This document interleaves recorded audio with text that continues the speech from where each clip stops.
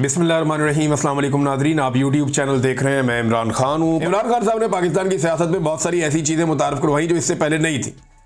सबसे बड़ा जो इमरान खान साहब का कंट्रीब्यूशन है पाकिस्तान की सियासत में, वो मिडिल क्लास को सियासत के अंदर लेकर आना है। मिडिल क्लास जो सियासत से अपने आप को इररेलेवेंट रखती थी, यहाँ पे एक मिडिल क्लास के अंदर मशहूर जुमला होता था, मैं तो बिल्कुल गैर सियासी हूँ भाई मैं तो बिल्कुल सियासत में नहीं हूँ भाई। यानी ये बड़ा फ़ख्र समझते थे लोग के भी सियासत से मेरे से सियासी बात कोई ना करे, तो गाली समझते थे लोग इसको। तो इमरान खान साहब ने लोगों को इस तरफ तवज्जो दिलवाई, उन्हें लेकर आए, और अभी वही मिडिल क्लास जो है वो गले की हड्डी बनी हुई है, ना वो निगली जाती है ना उगली जाती है एस्टेब्लिशमेंट से। ये मिडिल क्लास इतनी रेलिवेंट हो गई है कि बाकी सारे के सारे इररेलिवेंट हो गए हैं, और ये पाकिस्तान चलाने वाले लोग हैं, तगड़े लोग हैं। भारत इमरान खान साहब ने अब स्मार्ट एहतजाज का हुक्म दिया अपनी पार्टी को और कहा जी भगा भगा के मारेंगे। इमरान खान साहब ने जो कारकर्दगी है कारकुनों की, उससे इमरान खान साहब ने कहा जी कि वो मुतमईन है। फिर एक और चीज़ जो इमरान खान साहब ने दोहराई है, बाद लोग इससे इख्तलाफ कर रहे हैं कि पाकिस्तान तहरीक इंसाफ को कोई भी मैदान खुला नहीं छोड़ना चाहिए, बल्कि जहाँ जहाँ पे ज़िमनी इलेक्शन होते हैं वो लड़ने चाहिए। मैदान तो वाकई खाली नहीं छोड़ना चाहिए, और जहाँ ज़िमनी इलेक्शन होते हैं वो आपको लड़ना चाहिए। पॉलिटिकल पार्टी यही कर सकती है, मज़ीद एक्सपोज कर सकती है।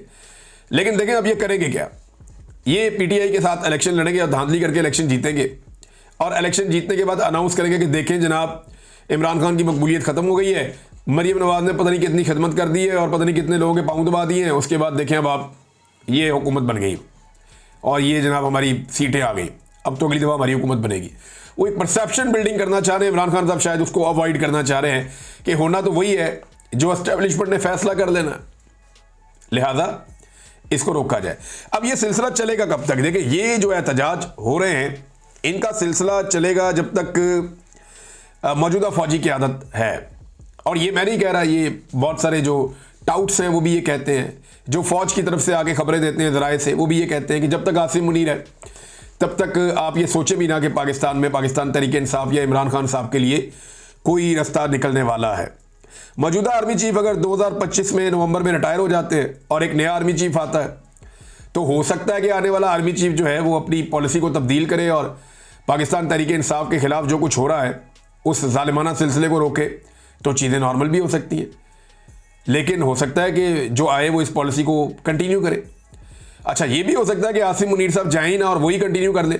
तो अगर आसिम मुनीर साहब कंटिन्यू करते हैं तो फिर ये तो सबको पता है कि जो उनकी पॉलिसी है वो तो तब्दील होनी नहीं है। ये पॉलिसी खौफ पे मबनी है, क्योंकि एस्टेब्लिशमेंट को ये लगता है कि इमरान खान उनके रास्ते की सबसे बड़ी दीवार है, और अगर उनके लिए कोई मुसीबत खड़ी कर सकता है तो वो इमरान खान है। लेकिन इस सब में जो बड़ा चैलेंज है वो ये है, जो पिछले तकरीबन 3 साल से चल रहा है, 3.5 साल से, वो ये है कि मुल्क चलाना एक बहुत बड़ा मसला बन गया है। यानी मईशत ये खड़ी नहीं कर पा रहे। मईशत की हालत आपके सामने, ज़र मुबादला के ज़खायर आपके सामने, सारा लोगों का पैसा दूसरे मुल्कों का हमने लाकर जमा किया हुआ है अपने ख़जाने में, पाकिस्तान का अपना उसके अंदर कोई कंट्रीब्यूशन नहीं है। अगर ये मुल्क अपना पैसा वापस ले, जिस पे आप बहुत भारी कर्जा उसके ऊपर सूद देते हैं, अगर वो पैसा वापस लें तो आप तनख्वाहें भी अदा नहीं कर सकते। खुदा न खास्ता ये सूरत हाल पाकिस्तान की बनी हुई है। तो जो ख्वाजा आसिफ ने कहा था कि अमलन पाकिस्तान डिफ़ॉल्ट हो गया, वो बात उन्होंने उस वक्त गलत नहीं की थी।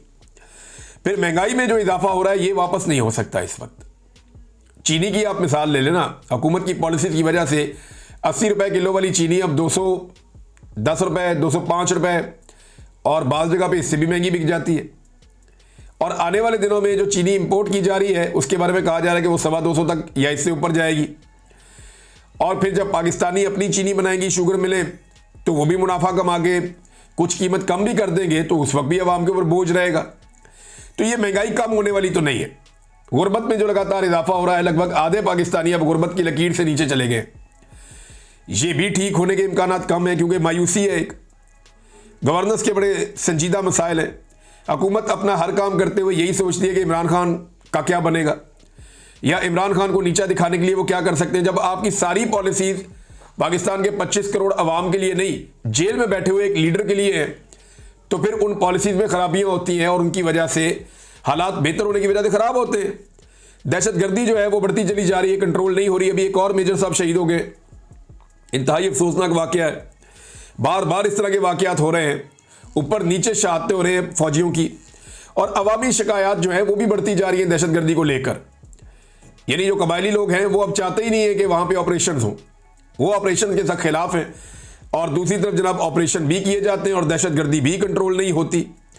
इन सारी चीजों को अगर आप प्लस माइनस करके देखें, बेरोजगारी में भी इजाफा हो रहा है लगातार, और पाकिस्तानी पाकिस्तान छोड़ छोड़ के भी जा रही है। एक रिपोर्ट है और ये गल्फ न्यूज में है, ये रिपोर्ट आप देखें ना कि सिर्फ 6 महीने के अंदर, ये खलीजी अखबार है गल्फ न्यूज। और मैं अभी आपको एक और इस हवाले से इंकशाफ करता हूं आपके सामने। मुझे बड़ी इंपॉर्टेंट एक बात पता चली है कि जो अरब ममालिक हैं उन्होंने पाकिस्तानियों के वीज़ाज क्यों बंद किए हुए हैं, ये मैं आपको भी बताऊंगा। सिर्फ 6 महीने में 3.5 लाख पाकिस्तानी बैरून मुल्क मुंतकिल हो चुके हैं। ये खलीजी अखबार गल्फ न्यूज़ का दावा है। मुल्क छोड़ने वाले अफराद में आला तालीम याफ्ता अफराद समेत इंतहाई तकनीकी अफराद भी शामिल हैं, जबकि डॉक्टर समेत नर्सेज के मुल्क छोड़े जाने से मुल्क के निज़ाम सेहत में भी मसाइल बढ़ने लगे हैं। ज़्यादातर अफराद की तरजीह बरतानिया, कनाडा और खलीजी ममालिक हैं। अब मैं आपको बताता हूँ कि ये जो कई अरब ममालिक हैं वो पाकिस्तानियों को वीज़ा क्यों नहीं दे रहे। पाकिस्तानी जाना चाहते हैं ना यहाँ अरब ममालिक में, कई ममालिक ने तो पहले से बंद किए हुए थे, कई ने अब बंद किए हुए हैं, वो वीज़ाज नहीं दे रहे पाकिस्तानियों को। उन्होंने पॉलिसी बहुत सख्त कर दी है पाकिस्तानियों के लिए। ये क्यों हो रहा है, ज़रा इसके बारे में आप सोचें। ये खलीजी ममालिक को तो सस्ती लेबर चाहिए होती है और वो तो तरक्की कर रहे हैं, उनके तो धड़ाधड़ प्रोजेक्ट आ रहे हैं, तो पाकिस्तानियों को इस वक्त वीज़ाज क्यों नहीं मिल रहे और इतनी सख्ती क्यों हो गई है। देखें, पाकिस्तानी पाकिस्तान छोड़ छोड़ कर जा रहे हैं। फील्ड मार्शल ने कहा था ये ब्रेन गेन है, मेरी समझ में आज भी उनकी वो बात नहीं आई, मैं हैरान होता हूं।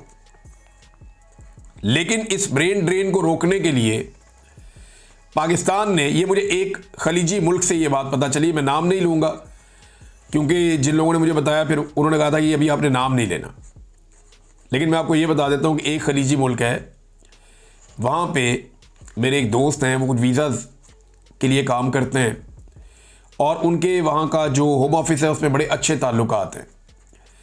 तो उन्होंने मुझे ये बात 2 दिन पहले बताई और उन्होंने कहा जनाब के, मैंने उनसे पूछा कि आप पाकिस्तानियों पे इतनी पाबंदी क्यों लगा रहे हैं, इंडियंस पे, बांग्लादेशियों पे उस तरह से नहीं है मामला जिस तरह पाकिस्तान के लिए है, तो पाकिस्तानियों से तो आपका बड़ा प्यार है।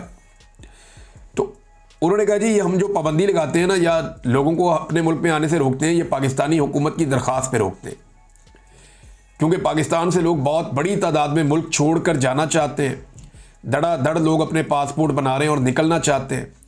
लिहाजा पाकिस्तानी गवर्नमेंट ने दरख्वास्त की हुई है कि ब्रेकें लगवाएं, हमारे लोग बहुत तेज़ी से पाकिस्तान को छोड़कर जाना चाहते हैं और छोड़कर जा रहे हैं। अब जो यूरोप है और बरतानिया है वहाँ पे वीज़ा मिलना बहुत मुश्किल है, सबको मिल नहीं सकता, तो उसके लिए लोगों को बहुत सारे पैसे भी खर्च करने पड़ते हैं। लोग अपने घर बार बेच के, ज़मीनें बेच के, अपनी जायदाद बेच कर लोग यूरोप और अमेरिका और बरतानिया इस साइड पे जा रहे हैं। अब ये सारी चीज़ें अगर आप प्लस माइनस करें तो हुकूमत की आप पॉलिसी देखें कि एक तो पाकिस्तान में लोगों के सारे मौके उन्होंने ज़ाया कर दिए, पाकिस्तान में आप काम कर नहीं सकते, सरमायाकारी कर नहीं सकते, हालात इन्होंने मुश्किल कर दिए जीने के। लॉ एंड ऑर्डर ही कोई नहीं, आपका पैसा महफूज नहीं अगर आप वहाँ पे लगाएंगे तो, सिर्फ माफिया वहाँ पे कामयाब हो सकता है। और दूसरा, जब आप पाकिस्तान से बाहर जाना चाहते हैं तो सरकार आपके लिए रास्ता रोकती है। तो ये चीज़ें इस वक्त हो रही हैं। अब तक के लिए इतनी, अपना ख्याल रखिएगा, अपने इस चैनल का भी। अल्लाह हाफ़िज़।